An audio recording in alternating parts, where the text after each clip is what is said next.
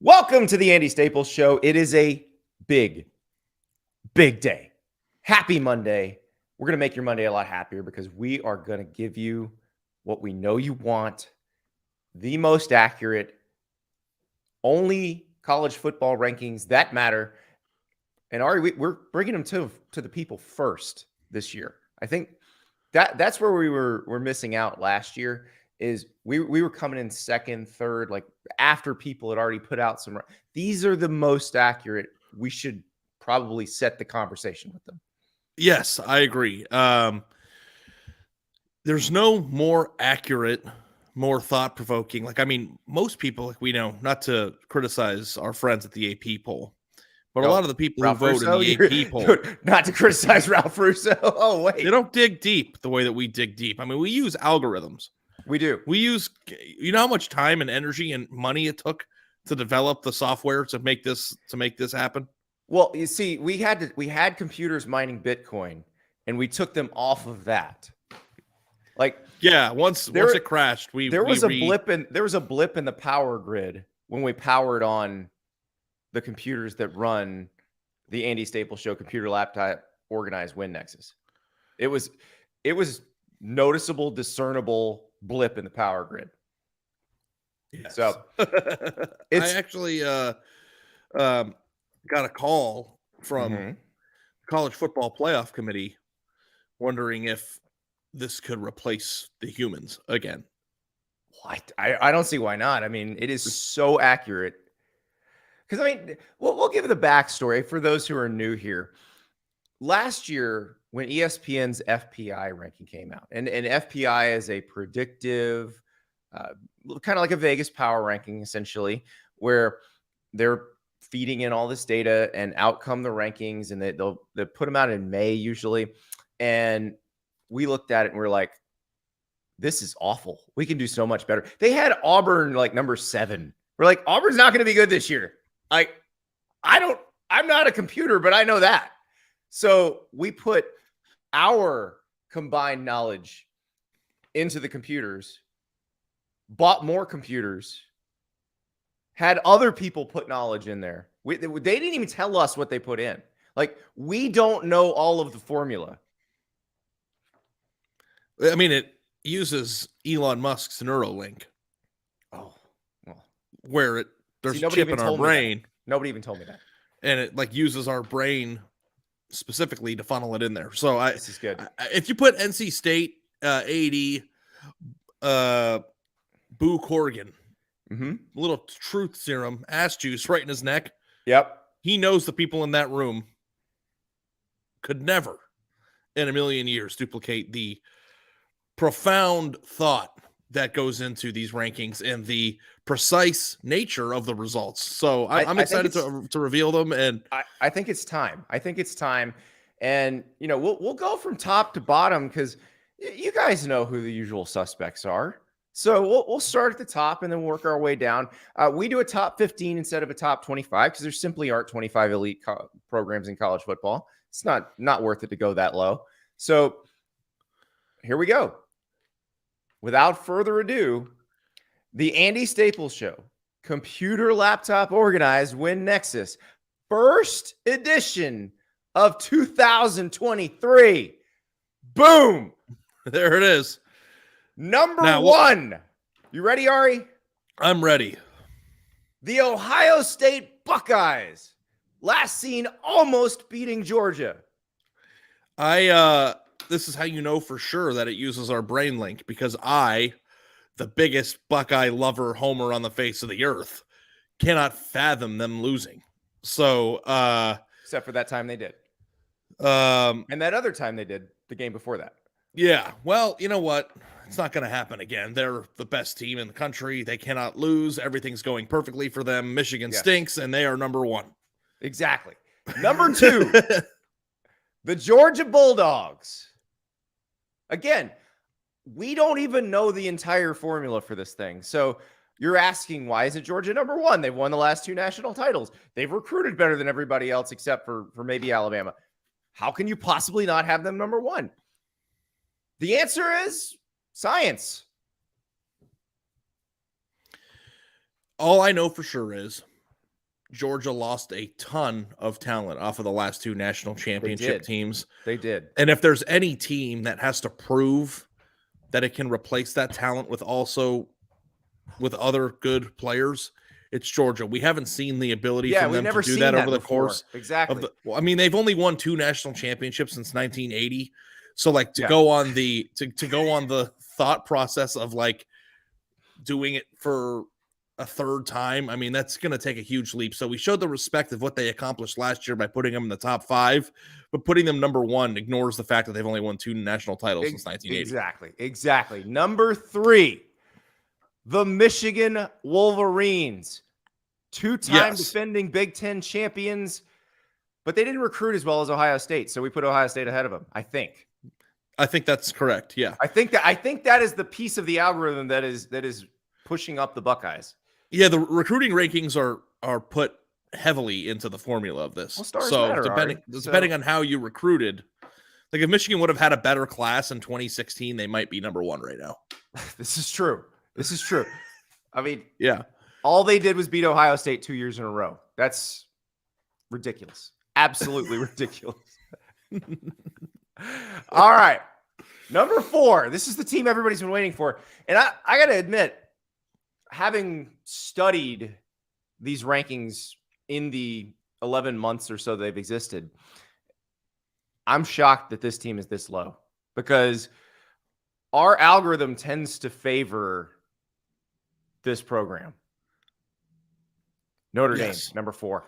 Yeah, Notre Dame, I thought could be number 1 on this list. And I guess we just have to bring them down a tad because they lost to Marshall a year ago. But I'm still buying. They also lost to Stanford. Ari. His first-year coach kinks. You got to get him out. Well, you know what I mean? You know that bowl sponsors weigh heavily in our algorithm. So if you win a bowl sponsored by Tax Slayer, that obviously is going to help prop you up a little bit.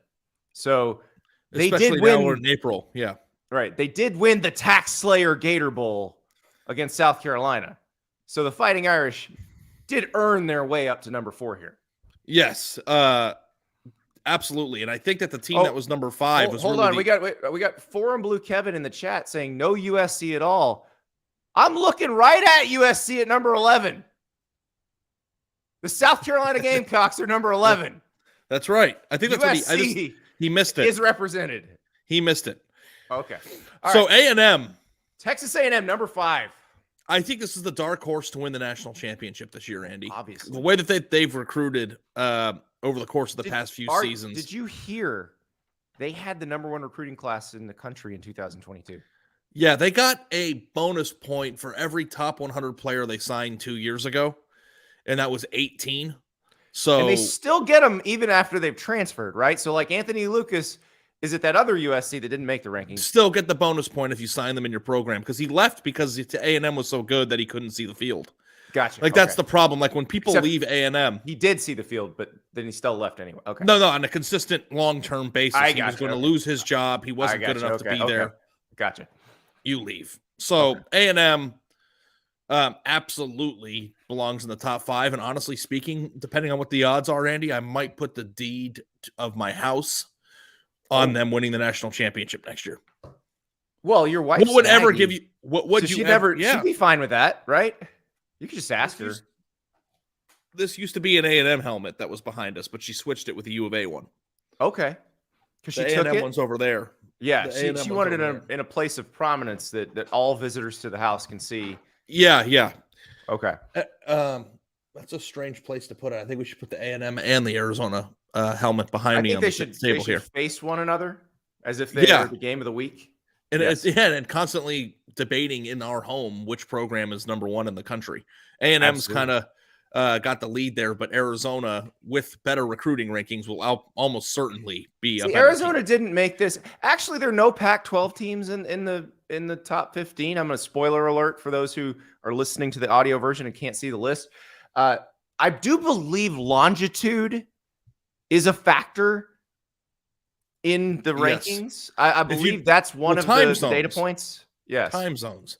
And if the USC were in the Big Ten this year, the second best USC that there is in right, the college other football. USC, yeah. The other, I think we should start referring to Southern Cal as the other USC. Well, they love it when you call them Southern Cal too. Yes. It's right there in the game notes. Please do not call us Southern Cal. So, well, here's the thing.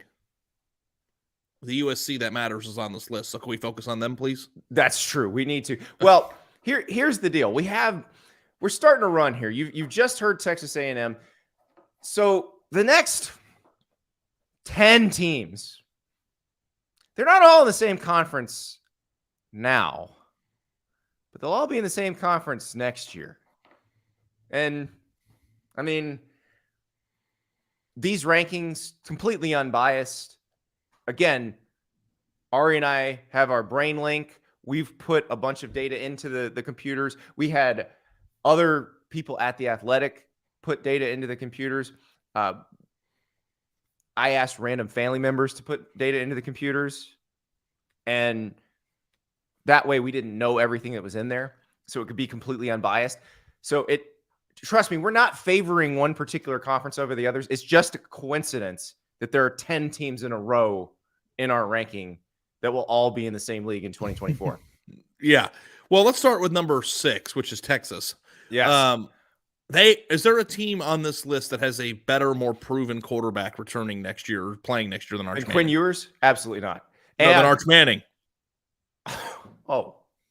Well, I mean, Quinn Ewers cut the mullet off. You know that means he's serious about this season. Texas has the 2 best quarterbacks in college football, and it's not even close. That's true. That's true. The only other team on this list that has a chance at competing with the Texas at the quarterback position is Tennessee with Nico. Exactly.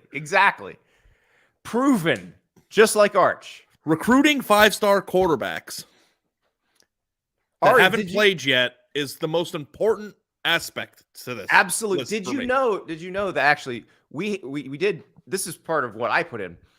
How many words have been written about your quarterback signees while they were in high school? Yeah. You see Penn State on the list, don't you? There it is. I mean, down below all the SEC schools, but yes, it's there. Yeah, well, I mean, clearly, because the SEC is supreme. It means more for them. But absolutely, Penn State and Ohio State are bookends on this list. Yeah, that's what I see. For a reason. We don't favor one particular conference over the others. Actually, Michigan was number 1 on the list before, but when Aaron Nolan committed to Ohio State over the weekend, it flipped them. Boom. Yeah. But by the way, I mean, Air is a very original nickname. No one's ever had that nickname before. So I think I appreciate that he went with one that hasn't been used yet. So yeah, no, and there's no possible way that his nickname will ever not live up to the person who had it before him. So he's already, in my opinion, surpassed the first one. Yeah. And the good news is if he has a little case of what we call the Joe Miltons, no opposing fan base is ever going to chant that particular nickname back at him in a derogatory fashion. Yeah. So number 7, the Oklahoma Sooners. Yes, I realize they were pretty mediocre last season, but have you seen?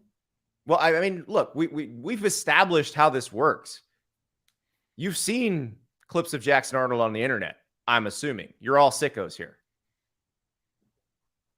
Yeah. I mean, listen. If you go look at the 5-star quarterbacks that signed in last year's class, I think for the most part they're represented on this list. And the fact of the matter is that is the key to winning in college football. 5-star quarterback signees. Yes. Oklahoma's defense is being led by a genius of a defensive coordinator, which will certainly be fixed. I assume Ted that they'll look like their head coach is one of the best coordinators we've seen on the defensive side of the ball, and I assume that Oklahoma's D in the Big 12 this year will resemble the '85 Bears. Absolutely. And then if they have Jackson Arnold starting at quarterback this year, which I can't think of a single reason why you wouldn't start a unproven 5-star freshman over the current starter. Right. Over the current starter who's been a 4-year FBS starter. Yes. Yeah, I don't know why you do that. I can't think of a single reason. Oklahoma will probably be back in the college football playoff this year. Now, we're starting them a little bit low because you can't just assume that Oklahoma's better than Texas after what happened last year. Like they're like I can't remember a time where Oklahoma was dominated like that in the rivalry. Yeah. So but they have a chance to get back off the schneid and get back in the playoff this year. They can get, but Texas is probably back, so that's why Texas is ahead of Oklahoma right now. Number 8, plucky program. Maybe they'll break through eventually. The Alabama Crimson Tide. This is just the Saban dynasty coming to an end, and it's sad. But you know what? If he wasn't the greatest coach in college football, they probably wouldn't even been in the top 15 this year. This is a respect to what they've accomplished over the course of the past 10, 15 years. It's more of a lifetime achievement award than anything else. Yes. No quarterback, no receivers, no defensive players. Alabama should be, I think, in between a 7 and 10 win team this year. And then I expect Nick Saban to move on to greener pastures because it's over for them. So you expect him to go to Texas, is what you're saying? Yes. Okay. Well, I mean, Arch Manning went to Texas because he knew that Nick Saban would eventually was looking at houses in Austin. Yeah. Okay. And the reason why they haven't moved there is because Saban needs a few extra years to save up to get one there. Exactly. Well, the market is really hot right now. So speaking of really hot right now, number 9, your defending SEC West champions, the LSU Tigers, coached by Brian Kelly. The fact that Brian Kelly coached Notre Dame for so long, I think probably helps him on this list. Because you get to absorb the Notre Dame-ness. Right. Yeah, at other places. Gold actually just, it's sort of like, you don't watch Game of Thrones, but thank God. When they crown the Danny's brother, Viserys, when Khal Drogo crowns him and the gold just goes into his head, that's what happened to Brian Kelly. Like the gold from Notre Dame seeped into Brian Kelly and it just it radiates out from his body. And why do you think that LSU's helmets are yellow? They were already yellow, but yes. They using to go play for a team that didn't have a yellow helmet with all that gold on him? Probably not. But so that is why probably they get a little bump here. And look, they beat Alabama. They got to go to Tuscaloosa this year. That's probably why they're below Alabama. The computers do take into account where the games are going to be played. This is predictive, of course. Because they're basically even right now, but Alabama gets the slight nod because the game is in Tuscaloosa. It is in Tuscaloosa, exactly. You understand. Yeah. Of course. All right.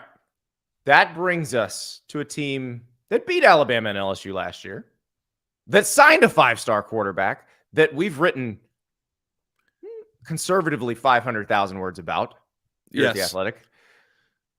The Tennessee Volunteers.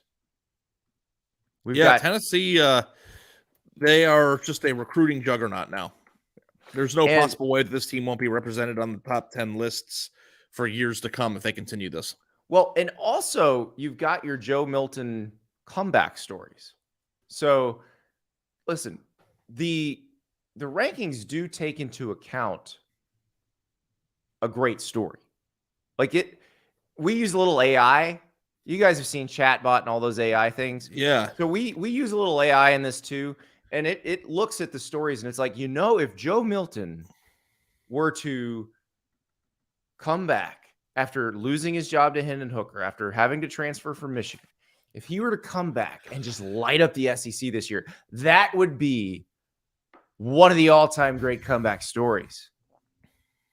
And so they get the push in the rankings. Yep. Which, by the way, this is also why our next team got a little bump too. The South Carolina Gamecocks. Spencer Rattler. It's time. Yes, it took 10 games to get there last year, but they're there now. You know, my favorite thing about this list is that the team that lost or that beat the team ahead of it It's like Yes. behind them on every ranking spot Every last time. year. Every Yes. single And I don't time. know why that happened, because this isn't so much about, what has happened. It's more of a predictive tool of what's It's going to almost as happen. if the computer was trying to make people as mad as humanly possible. It's almost as if that's what it's doing. Oh man, that's With funny. The Gamecocks, they're due. It's time. Now the Gamecocks are ahead of Kentucky. They It's beat true. them last year, so And they danced. They danced. they did dance and put some sunglasses on. And all right, between the Gamecocks and the Wildcats, though, we've got number 12, the Auburn Tigers. Yeah. They're back, Which baby. We can't they not were have one Auburn coaching- on the list. They were one coaching hire away from being top 10. They got a proven winner as a head coach. I was a little bit concerned about the computer rankings when I saw them because I thought maybe they were a little underranked. But the truth of the matter is, Andy, is that every single team on this list, except for Michigan, because I'm an Ohio State homer, is underranked. Well, exactly. Here's the deal with Auburn, though. We did create this thing because the FPI ranked Auburn in the top 10 last May. Yeah. But that wasn't because we thought it was completely wrong. We just thought they were a little high. Yes. I mean, honestly speaking, that is a real metric, the FPI, and I think this is more insightful. So I agree. yeah. What is real, anyways, Ari? Yeah. I mean, We just we got done can talking touch them. about I can AI. see them. Exactly. I can touch them. Exactly. See them. That's real. Number 13. Yes, I realize probably wondering why so many teams from the same conference, because it is, well, I mean, there's no bias in our ranking. So the computers must just think this is the best, conference in the world. Also, Clearly. Kentucky absorbs the fact that it is the best job in America. So that also It is. helps It boost is. them up a And little Liam bit. Cohen comes back to run the offense. Devin Leary comes over from NC State to be the quarterback. We know that they've done well with big arm quarterbacks from schools that are further east of them. I mean, I don't see how this can't work. This is perfect. All right. Number 14, the Arkansas Razorbacks. Woo! Yeah! I thought maybe we were going to go down I could have gone a for game at of least a chicken there, so I just stopped because I was Yeah. already out of breath. I could have gone for at least a minute. So KJ Jefferson's back. Rocket Sanders is back. By the way, we mentioned Aaron Nolan committing to Ohio State. Cool nicknames do factor into these rankings. So Rocket Sanders, one of the coolest nicknames in college football. I think that's probably what vaulted them into the top 15. Yeah. Also, too, Will Rush for 3,900 yards this year. That's true. Him and KJ combined might rush for 7,000. 7,000 yards. Yeah. Yeah. I mean, speaking of just being in the SEC, too, do you know how hard it is to rush through those big time defenses like Kentucky and Tennessee and South Carolina? Listen, the SEC, we're not making any statements about the SEC. The computers are making those statements, not us. Yeah. So, I mean, you can't blame us. You can't say that we are favoring the SEC or that we have any sort of homerism going on. And I don't think people know this, but we do get to see teams 16 to 25, and we just cut it off for brevity. Vandy was 16. Yes, Vanderbilt was number 16 because, obviously they play an SEC schedule, so it'll be fantastic.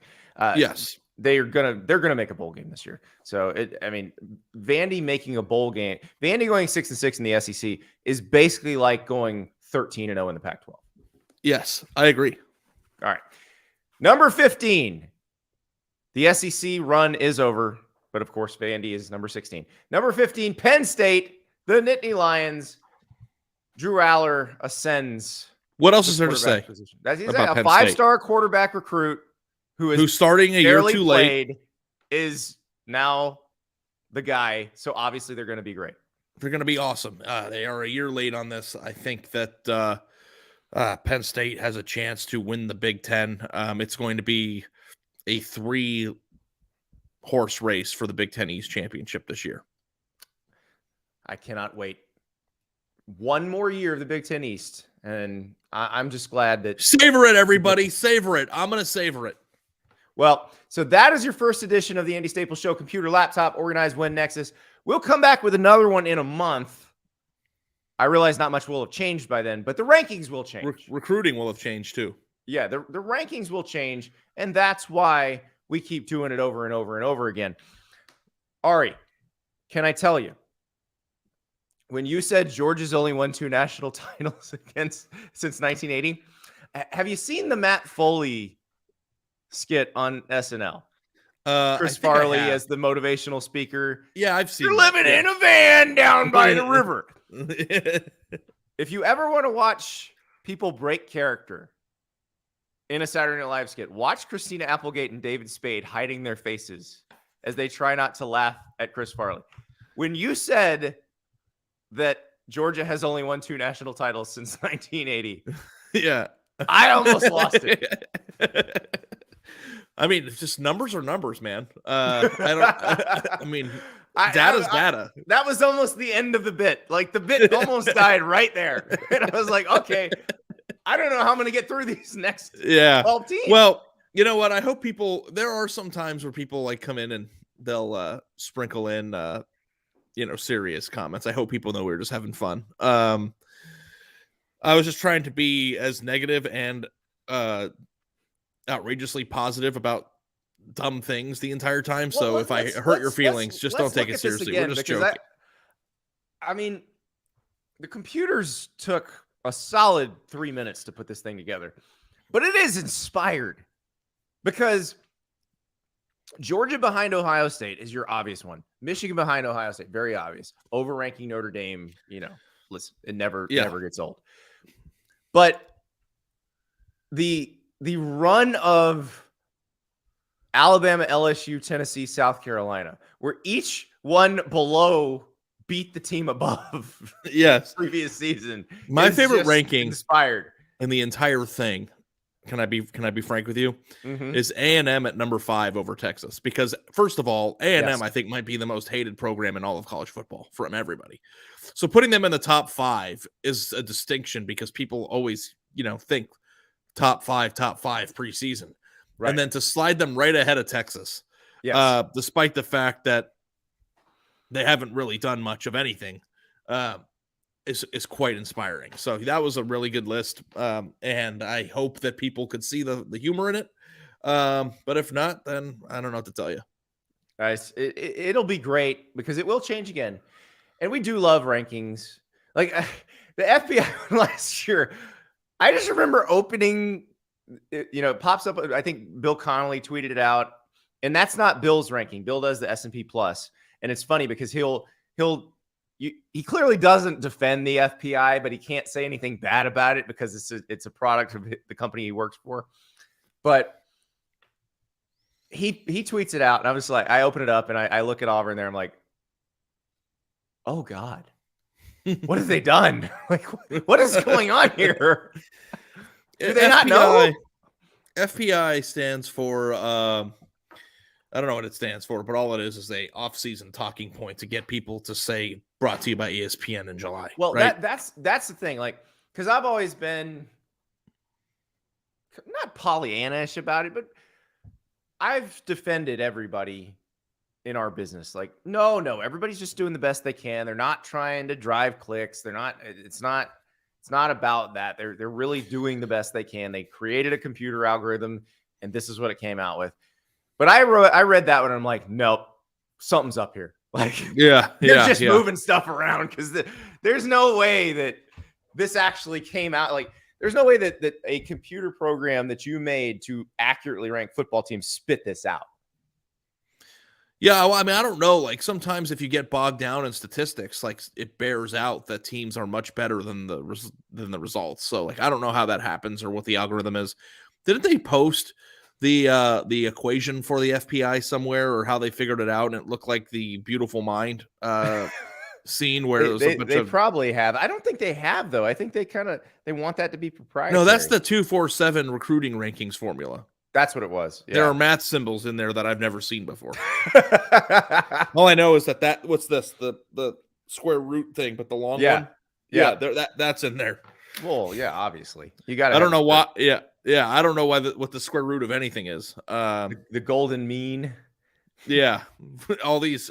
I got to tell you, I am not looking forward to helping my baby with her math homework. It's I terrible. feel like you have to relearn all of it again. You do. And so my son is now in 7th grade. He is beyond my capabilities. I can help my daughter who's in 6th grade, but not for one more year and I'm out. Like, I don't know what to do at that point. I guess. So what do you do when they come home with homework and you can't help them? Tell them to look it up on the internet. Sometimes. Yeah, because when we were kids, we couldn't just look up a YouTube video on how to solve an equation. Ari, there's an app that if you take a picture of a math problem, it will solve it. Does it show you the work, though? Yeah. It does? Yes. It's tremendous. It's incredible. As long as it's tight, that's always the handwriting is clear, it can solve it.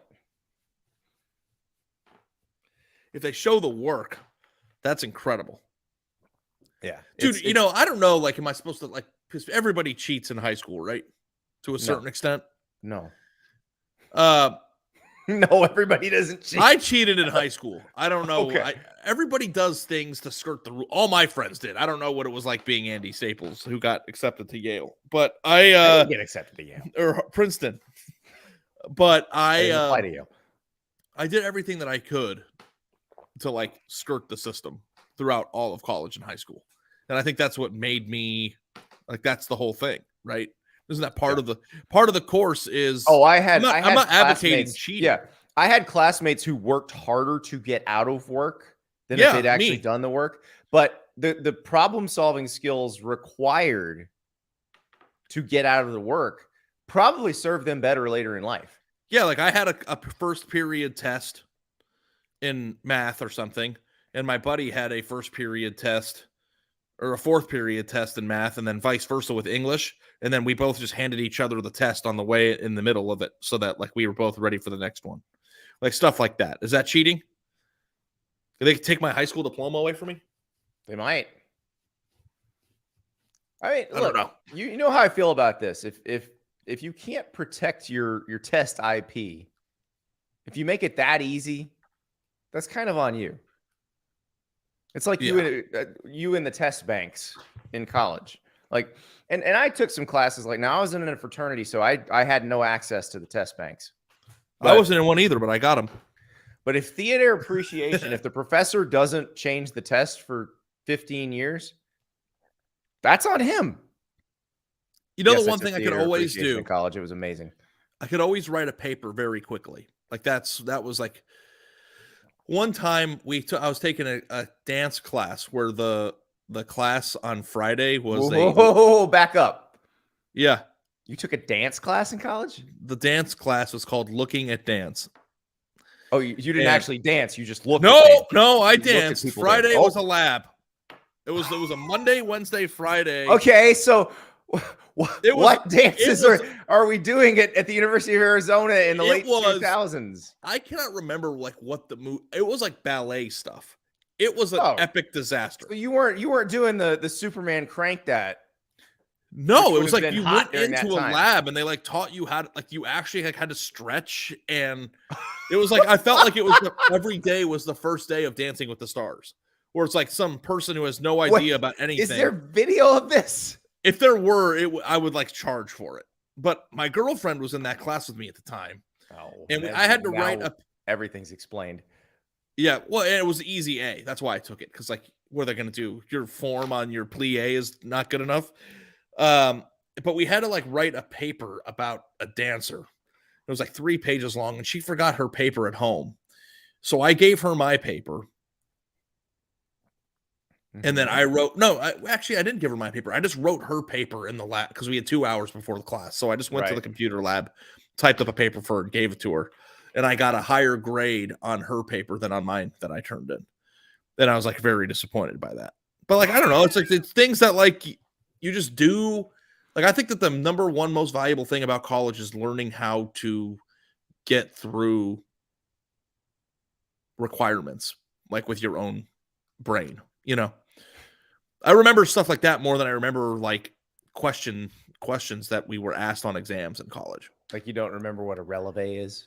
Like I don't think that I could pass a single college exam now in any subject ever. I don't think I could pass a high school English test, and I'm a sports writer for a living.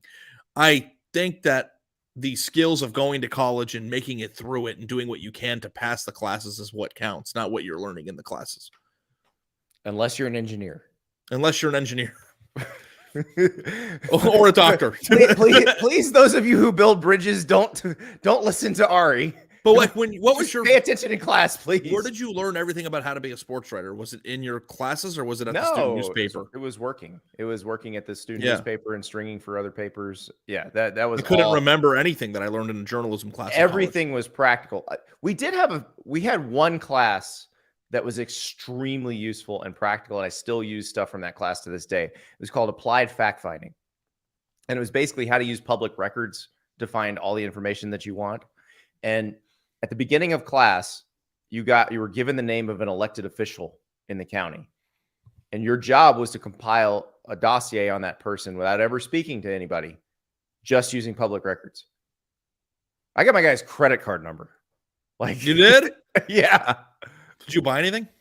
No. But I mean, it was fantastic. How do you get someone's credit card number? Because he went on trips and the county reimbursed him for hotel and stuff, and the credit card number was on there. That's hilarious. His social security number was hard to find. I finally got it off a deed to a house that he bought years earlier, where randomly they made him put his social security number at the bottom of the page. That's crazy. Yeah, but that's the sort of thing you actually use in the job, and that has served me well through the years. But that's the only class that I took that much practical stuff from. Do you know what used to drive me wild? Like, now there's all these like commercials that will advertise like keeping your credit score safe and monitoring the dark web and all this stuff to make sure that nobody steals your identity and all that stuff. It's like you want to do your best to shred all of your personal financial documents when you get them in the mail and all this stuff to protect your identity. And it's like you realize that anybody that works at the bank that you bank at can just look up your number and write it down on a piece of paper at any point. It's like, I feel like if your identity is going to be stolen, it's just going to be stolen. Like, it's just like random. You can't really account for a bad actor now. And the thing is, like, Google will find your password on the dark web. It's alerted me a few times. Like, hey, I saw one of your passwords on the dark web. You might want to change some stuff. Yeah, no, I paid Life Wallet or something. Not Life Wallet. Not Life Wallet. What's the LifeLock? LifeLock. Have you heard of LifeLock? Yes. I was paying like $15 a month for it. Sponsor, but not this podcast. So LifeLock, get off the schneid and let's go. Yeah, let's go. LifeLock was on top of it, but I just felt like, is LifeLock going to stop somebody at Chase from just writing down or printing out my stuff and handing it to somebody for a fee? Because I was a teller at Chase Bank when I was in high school, and like you could see all people's personal information just by typing in their last name. And it's like I didn't do anything weird with it, but like think about the thousands of people who work at Chase or Wells Fargo. I just love that like a high school, college age Ari had that much access to very sensitive information. 17, I think, when I started working there. Good Lord. Yeah, and I'm not very good at math. Well, I don't know how it is now at banks. But like we didn't have a drawer at this Chase.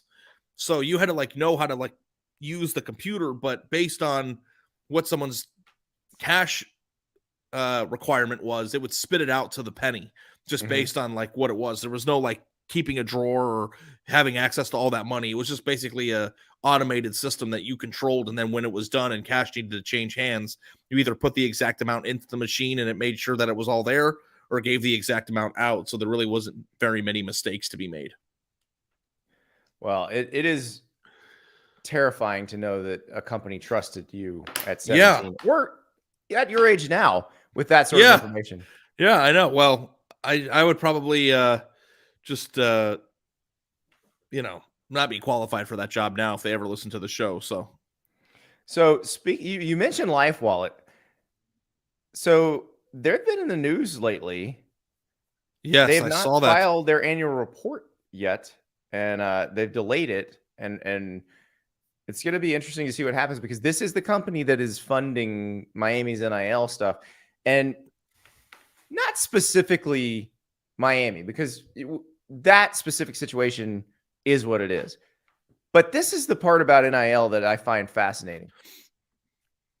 Let's say John Ruiz, with all this stuff going on, is like, okay, I don't feel like doing the NIL stuff anymore. What is Miami then has to go find somebody else.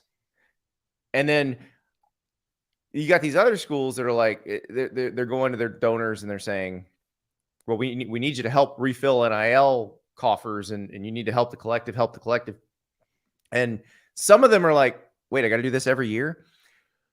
This next few years of NIL is going to be very interesting, because I think all the doomsayers were like, well, there's unlimited money and everybody will just pay every. There ain't unlimited money. That's what we're finding out. Yeah. I guess the only situation where there would be unlimited money is if you truly had a billionaire who did not care about his personal finances. Like, Right. I think that's the only time there would be unlimited money, because then, paying a quarterback $2 million to go to your school to him would be like us paying $10 at a gas station, for a bag of chips, some gummy worms, and a Arizona iced tea. So, Yeah. like, I feel like if I had $10 to give out to 85 kids a year, that I would have unlimited money too, but it's not the way that it works. So it's also hilarious to me that the company that's kind of the one that's sponsoring the whole thing is publicly traded. So there's going to be, SEC scrutiny, investors all that who stuff. wants to see where their money is being accounted for and all that stuff. So that to me is a tricky situation. And it's like also too, like if they stop with the agreements and something happens to Life Wallet or John Ruiz, the society doesn't like, then what? Right. To the players on the team. Right. And then the other piece of it is what happens, and we haven't seen this yet. What happens when you've got somebody, because you got to be careful with your collective here, because if one particular person or entity is outsized in handling all the money going into your collective or donating the money for your collective, well, that person's your general manager or your team owner at a certain point. Yeah, and if something goes awry with that person, then what happens? Well, what if they get mad at the coach? Yeah. It's a lot of power to be giving to somebody who's not in the building every day. Right. Or what if they decide, I want this player. I don't care, coach, if you don't think this is the right player. Like it's gonna happen. Maybe it's already happened in a couple places, but this is the part you got to be careful with. And until all of this, I think it's going to change, because I think these people can't survive without rules. As much as our friend Dan Wetzel likes to say, just let it happen, let the market correct for itself. I don't think these people are capable of that. I don't think they're capable of letting the market just figure it out. Well, the thing too that I also thought, Andy, which is interesting, is that people like to get all up in arms about how inaccurate 247's composite rankings are, and there's give and take there. Like I can see that not everybody who's ranked in the top 100 will be a first round draft pick, but also too the 247 composite rankings are probably the number one indication of what someone's value is from a monetary standpoint based on where they are in those. Right. So like that where does that play into the idea of the NIL ecosystem and what a player, like, because you say let the market set itself, but how does the market dictate player for player? Is it going to be like draft positioning? Right. Positions matter too, because we're about to watch the NFL draft. The best center in the draft is not going to be drafted higher than the second best defensive. But what happens though? Like what happens in the NFL though? Right, actually, not entirely true, but probably not. But the NFL, when agents and are looking at what happened both in free agency and in the draft, don't they use the baseline of what a person at the same position did financially at that same position in the draft? And that's how the NFL, and that's how the NFL does franchise tags too, by position. So what's going to happen in college? They're going to say, well, look at what the number 6 overall high school quarterback got in the 2023 class, My guy's number 5 and 24. We expect more because of it's like are the rankings the number one thing on how we slot guys? The difference in NIL and this, because NIL rolls in the endorsements and all that stuff. Like it's just supposed to be the endorsements, but we all know that it's also being used to pay them. It's overpaid endorsements for their value. Right. Yes. Right. You're paying them for their value as football players, but the value of endorsements matters. So like the Nico thing, like if you meet Nico Ayama, that's a dude with a huge personality who could be a really good endorser. And he's already started, right? Like, isn't he doing like stuff for Walmart and, Walmart? He's got a ton of stuff going on. Yeah. So, because he's going to have to earn that, not just with what he does on the field, but also, if you paid that much money, you want to get as much bang for your buck while he's still marketable 100%, because we don't know what his career is going to look like. He may not be a marketable person in 2 years. Right. And we can go to the women's basketball. Like Angel Reese has proven herself to be an incredible marketer. And she's also one of the best players. Right. But I think she will make more than a player of her caliber would just make as a player, because she is incredibly marketable. That's what makes this market harder to figure out. Like in the NFL, it's easy. You're like, okay, the franchise tag is the average of the top 5 people at this position this year. Easy. This is a little bit different. Also, too, in high school, not everybody's interested in it. No, and not everybody's interested in it, period. Like Amari Cooper is a good example. Had NIL existed when Amari Cooper has been around, obviously people would have offered him quite a bit of money because of his value as a wide receiver. But Amari Cooper would have wanted no part in advertising your product. Like he wouldn't want to do Nico seems to enjoy that stuff. Amari Cooper would have hated it. So what kind of athlete would you have been in high school if people wanted to give you money? Would you have been let's get the commercial cameras going? Mr. Personality, let's go. Yeah, let's go. Yeah, I would have. Me too. I would have been the one who had the ads, and people were like, "But you're not really that good at the game." So that I would put a Pepsi thing on my car or something. Have you ever seen those people who put ads on their car? Yes. Oh, I saw. Okay. This I got to bring up, and we're 47 minutes into the show, so I can do it. People won't complain too much about getting too far off base. So this was a mortgage company, and the person had the car wrap. The car wrap is a full car wrap, and the picture on the driver's side door is a giant python wrapped around a tree. And it says, "Don't let market rates put the squeeze on you." And it's a mortgage company. I'm like, this picture of this giant snake does not make me want to do my mortgage through you. Like, I don't know. But like, can't you just like put those things that like clip to the top of the roof of your car and they're just like a cab in Vegas? Oh yeah. Yeah. And they get paid like $1,000. If you're delivering for Papa John's, they'll give you that. And I would do it. Right now, I'd put anything on there for $1,000 a month. So you would put? I don't care. You would put Syracuse is New York's college basketball team on your. Yeah, that was my favorite cab advertisement in New York. Syracuse is New York's college basketball team. And my favorite thing is that any college sports program that is located in the same state as a major city, their advertisement is big cities football program or big. Right. Illinois is Chicago's Big Ten football program, all that stuff. So, I don't know. I mean, making money to do nothing seems great. Okay. While we're on the subject of cars, what would you be willing to put as a wrap on your car? Like the full wrap, strip club ad? Anything. So like the strip club ad would be tough because of the daycare thing. You think?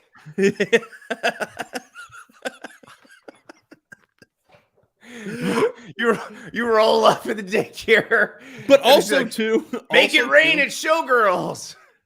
But they would also have to pay more. They would. Oh, obviously. So depending on what the rate was, it would be funny to take my infant baby out of a backseat of a car wrapped in It would showgirls. not be fun or funny. My I would enjoy watching the other parents at the daycare as you dropped off. like taking a camera on baby, them. a 2-year-old baby girl out of the back seat and bringing her into the daycare. Yeah, I don't know. Maybe not that. I don't know what the rate is though. If it's $2,000 a month, I might do it for 25 grand a year. As Dominic in the chat tells us, you have to drive quite a bit because people need to see you. So you need to be driving around quite a bit, 1,500 to 2,000 miles a month. I would do that. So. I would just drive in circles in the afternoon. Now we need to make this happen. Or maybe just buy a beater car and then use the beater to take the baby to school so that I'm not embarrassing her at her school, and then that's it. You might be embarrassed. Depending on the crowd at the school, the beater car might be more embarrassing than the showgirls Jeep Cherokee. True. I don't know. Now I want to see this. Do you think we can make an Andy Staples show car wrap? What I would wrap what it. city? What cities? If we could did it, if raise awareness for the show. So we do car wrap.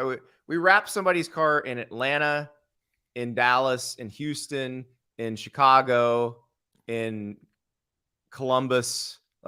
We just have them driving around with our faces on. I'm on the driver's side door. You're on the passenger side. Hey. Yeah. No, that would. I don't know how much it costs to make a wrap. I don't know, but we need to put it on Bill Anders's car. We could. Think he'd get in trouble with his new job? I bet you my dad would put it on his car in Phoenix. Oh, that'd be awesome. I want you on the hood, like your face on the hood, like the laughing clown malt liquor in Ricky Bobby. Yeah. Okay. This is perfect. Finally, we figured out how to make people aware of this show. Yeah. Okay. All right, we got to get Andy, do you want to do trivia? Yes, we got to get the trivia. Today's category is television. Okay. Are you ready? I am ready. So, for the year starting in the TV season that started in fall 1990 and ended in summer 1991, what show was the highest rated? In 1990? 1990-91 TV season. That was 4. Well, you can do it. I know you can. Is this obvious? Is this an obvious answer? It's obvious if you know your sitcoms. I don't know what year Seinfeld came out. It's not Seinfeld. Seinfeld came out the following year, I believe, and then kind of dominated after that. But it was 60 Minutes was always up high. I intentionally picked a year 60 Minutes didn't win. But I'm looking at the whole list and I'm like, wow, this would never happen now. Early 90s sitcoms? This sitcom started in the 80s, if that helps. One of the most beloved sitcoms of all time. Don't look at the chat. I'm not looking at the chat. Okay. I'm trying to think of. I don't know what year these came out. Family Matters is in the 90s, right? So that's not in the 90s, yeah. And that was a Friday night show. Probably not. I'm just gonna rattle off sitcoms, and then you tell me. The Cosby Show. What year did that come out? That was in the 80s. That is in the top 10 on this list, but it is not there right now. What year did Cheers come out? Oh, what show did you say? Cheers. That's the answer. 21.3 average rating, which means 21.3% of TV sets that were turned on at the time were watching Cheers. Can you even imagine? Nobody does those kinds of numbers now.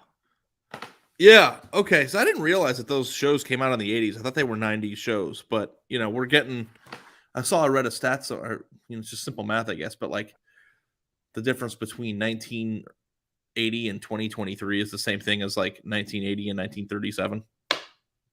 Yeah, Like it's in terms of very like how different. old we're getting. Like Okay. Sunday night football, the average audience for Sunday night football, which is the best primetime, like best performing primetime thing right now, is 19.9 million viewers. And Cheers was 21.3% of television sets turned on at the time, which wow, that's equates to crazy. more than that, more than 20 million viewers. That is So insane. Yeah. yeah, so it's like that's how big an audience used to be on network television. And this is why, like, this is part of the reason why college sports rights, NFL rights, all that, why college football keeps making money off TV is there's just no way to get an audience that's of any reasonable size other than live sports. And that's Because of there's so many options everywhere of what to right. watch. And yeah. you used to be able to do that. But yeah, Cheers is a great show. So did you ever watch Cheers? Like here's the thing. I watched a ton of sitcoms that came out before I was born because when I was in elementary school, the UHF channels where I lived, like they would play the Andy Griffith Show and Happy Days and Laverne and Shirley and Beverly Hillbillies and all that. So none of those shows were still on, but I watched probably every episode of them. Did they do that with like I know Night Court came on A&E in the early 2000s, but I don't remember that. They had reruns of old sitcoms when I was, because like that was back in the rerun days, right? Like where you'd come home from school at 3:00 and you just figure out whatever was on. But Cheers, I know, is like one of the most beloved sitcoms of all time, but I never watched it because that was never one of the ones that was on. Oh, it's tremendous. George Wendt and John Ratzenberger made it. Yeah. Norman and Cliff Clavin. But I also know, too, how insanely popular it is. So maybe one day I'll give it a shot. I don't know that it's interesting. I'm not sure how well these things hold up. I think it would. Because you look at think about the acting, because Ted Danson's awesome. When Frasier Crane starts out as a kind of a minor character, becomes a major character, then gets his own spinoff, like Kelsey Grammer is fantastic, obviously. Shelley Long was really good. Woody Harrelson. Wait. That's a spinoff of Cheers? Frasier is a spinoff of Cheers, yes. I didn't know that. Yeah. I had no idea. Yeah. Frasier started out as, I believe he was dating Diane, with Shelley Long's character. And then he became so popular that they kept him on. And I had no clue. I just spun him off. That was going to be one of my guesses, Frasier. Yep. No, it hadn't started yet at that point. All right. What is your question? Mine is oddly specific to Breaking Bad, because I know you love that show. I do. And this is just like a television question about two things that I love. Okay.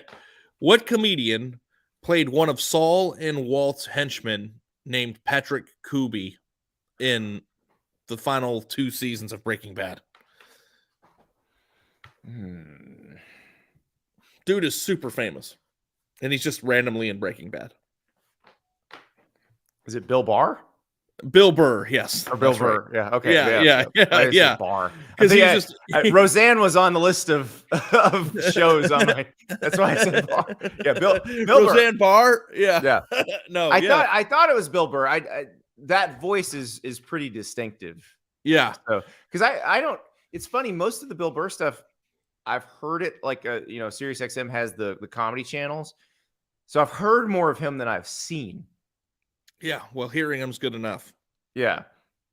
So yeah, we saw him in Dallas, and it's funny. I don't know. My wife's mother did hair in Vegas for many years because that's where they're from, and she cut Bill Burr's hair like 10 years ago at the Mirage in Vegas, before Bill Burr was like super famous.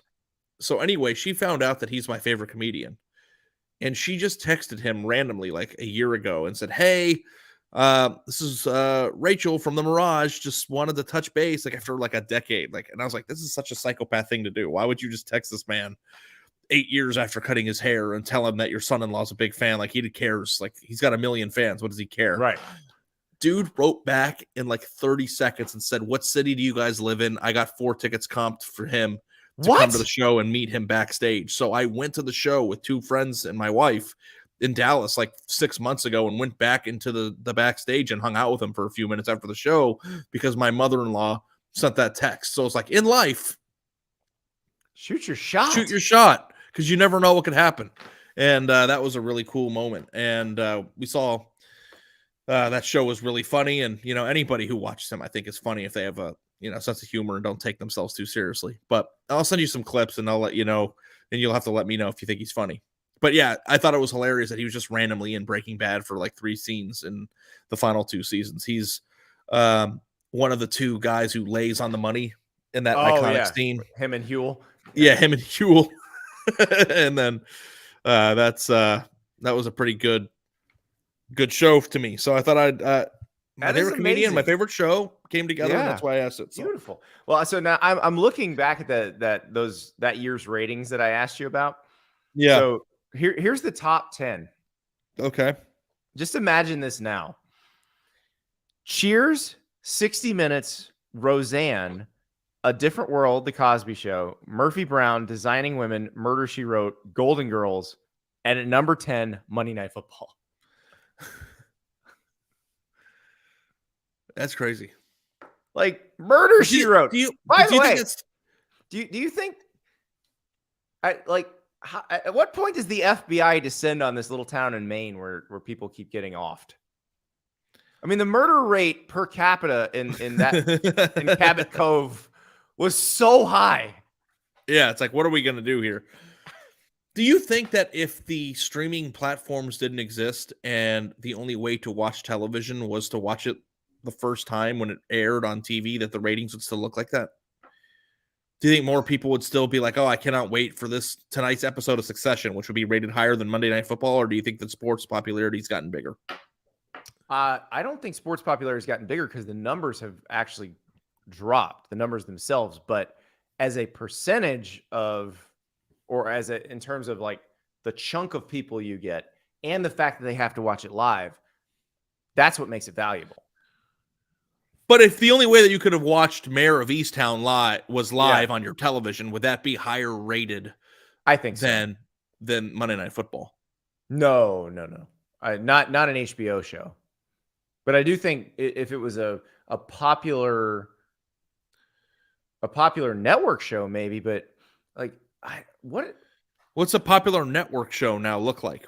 They're all CBS procedurals. It's all CSI. Well, CSI is NCIS. All those. Do those shows would they get more ratings than Monday Night Football? Not if it was now. all live. Not now. No. I'm just trying to think of like what new show that you and I have watched in the last year, if we're on CBS, would be rated more than a Monday Night Football. I can't think of one. I can't. They don't even make sitcoms anymore, do they? Like, what's the best sitcom that's new? Yellowstone does big numbers. Now that's on television. But does I never watched Yellowstone on TV before. Yeah. I've only streamed it. But so I don't know. They do have ways to account for streaming and delayed viewing. But that's again, there's a piece of that matters with sports, and it's why sports gets the premium. Yeah. Because you're not the advertisers know they're going to be there watching it live and seeing the ads. Yeah. I have never watched a commercial during an episode of Yellowstone. Yeah. I even when I've DVR'd it, I fast forwarded through it. So. Well, that's why Hulu's so clever, because Hulu makes you watch commercials. Unless you pay more, and then you don't. Which is also. But even though if it's not a Hulu, the only way that you can do that is if it's not a Hulu show. Right. Even if you do the commercial-free Hulu, like if you wanted to watch Yellowstone or something on there, they make you watch the commercials. Because I was like, why am I still seeing commercials when paying for this? And then that's the reason. So wow, it is amazing how all of this works. But yeah, current TV ratings look very different. But Sunday Night Football is basically dominating everything. The shows that like. I have no concept of most of the shows that are very highly rated. I see ads for them when I watch sports, but that's pretty much it. Like Yeah. Fire Country, and I have no idea what any Do of this people is. actually watch network television anymore? Tons of people do, but they're not like they're mostly not the people that would be listening to this podcast. So, like, who's watching? Like, I cannot wait for the new episode of CSI to come out. Like, that's Your still a thing for grandparents people. or people's grandparents. Really? I didn't know Grey's CSI was Anatomy. an old person. Grey's Anatomy was so in the last Thursday, April 6th. I'm just looking up Showbuzz Daily, which by the way is where you want to go if you want to look for your sports rankings or sports ratings. Crazy. Grey's Anatomy won the 9 p.m. time slot. Like I didn't know they were still making that show. So I didn't know it was still on either. Yeah, none of these like I just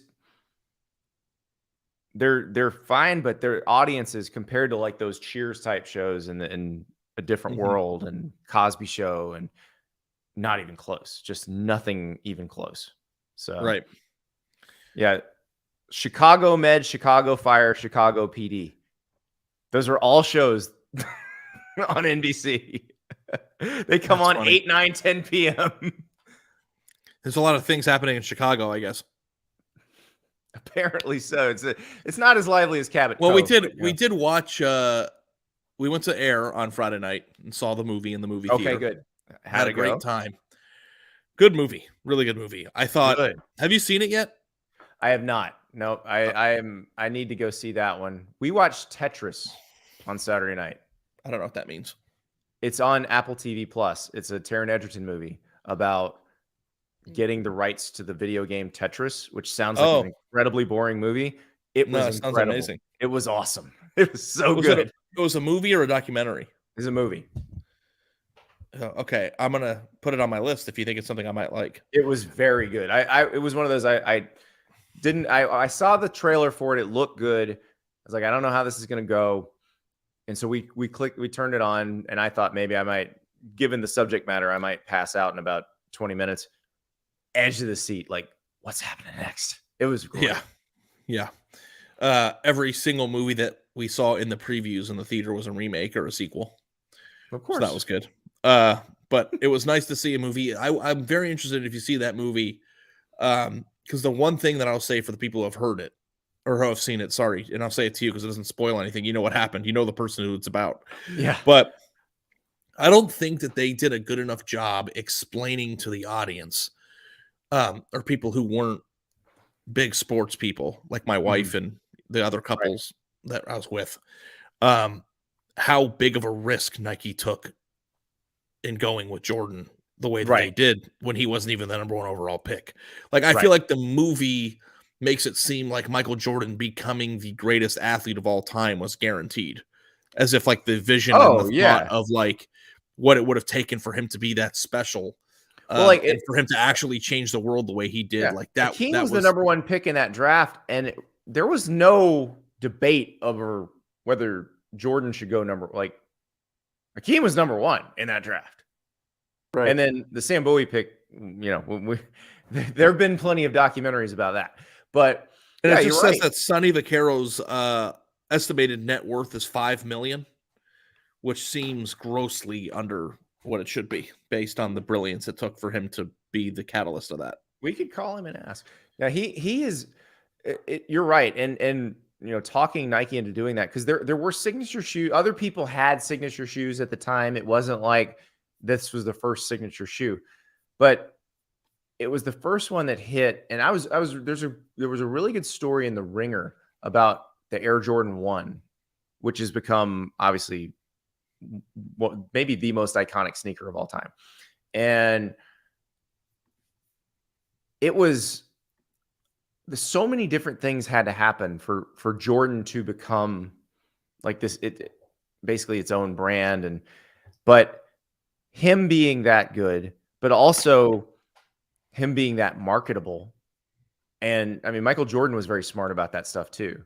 He was very protective of his image, understood what worked and what didn't. I mean, how much of it is the logo, which by the way is not on the Air Jordan 1. Was it on the first shoe? Yeah. Yeah. But the logo itself, just him dunking from the free throw line. Yep.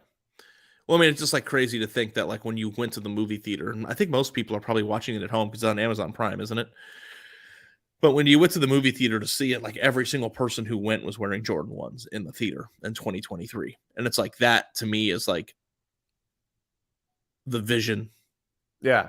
playing out in a way that I don't even know if Sonny Vaccaro could have thought it would I have don't played think out. anybody thought of that. Well, Yeah. and that Jordan 1 story that's so good is it was about how they initially tried to re-release them and nobody even wanted them. They ended up at TJ, at like Marshalls and TJ Maxx, and Yeah.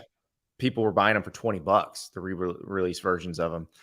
But that brought it to a new audience that couldn't afford Jordans brand new, or couldn't Right. afford Jordans at their normal retail price. So that kind of democratized it. And then it brought it to a whole new group of people. And one thing I didn't know about the Jordan situation that I learned from the movie, because I didn't know this, was that he demanded a revenue share of the shoe, Right. Which and that was was never unheard right. of, Yeah. or That was was, unheard of at the time. and that was the thing that made this the biggest deal, the smartest deal. I mean, and everybody else wants a piece now, but it just doesn't work. It doesn't work the same way. Right. But I mean, and the thing is though, that mitigated the risk probably a little bit, because they're like, we can pay you less up front And if we and have to give pay you a you a piece ton on of the back money end. one day, that means that it worked, you know? Exactly. So it's a bet on yourself kind of thing. But Yeah. yeah, I can't wait to see that one. Go watch Tetris. I think you'll like it. Yeah. But Ari, we have now set the tone for the college football conversation for this year. I'm so glad we got our rankings out before ESPN started putting out their computer rankings. And then we use our rankings from today to formulate and to make more precise as we go. This is the Absolutely. baseline. This is the Yes. baseline. Yeah. Yes. And really, I mean, if all goes well, they will influence who makes the college football playoff. Yes. And that's why Yes, we do sir. it this early, because we want to make sure that what we think is important influences who makes it into the field in the college football playoff, not what happens on the field. Yeah. Sounds good. All right. It's been a pleasure, Ari. We'll talk to everybody soon.